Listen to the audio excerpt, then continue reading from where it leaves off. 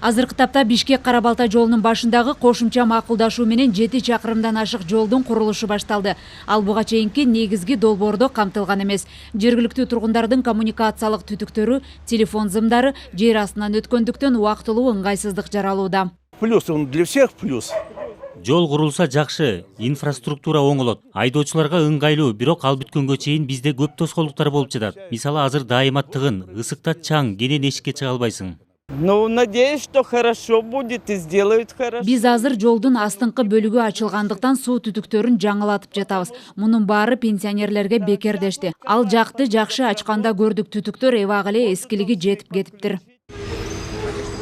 Учурда бул объектте жергиликтүү тургундар үчүн социалдык шарттарды калыбына келтирүү иштери уланууда. Суу түтүктөрү да толук жаңыртылып, жаңы түтүктөр аркылуу ар бир жаран үйлөрүнө суу киргизип жатышат. Алар баягы өзүнүн эсебинен ушу баягы эски суу түтүктөрү эскиргенине байланыштуу алар жолду баягы үйдөн казып түтүктөрдүн ушу жолго чейин чыгарат.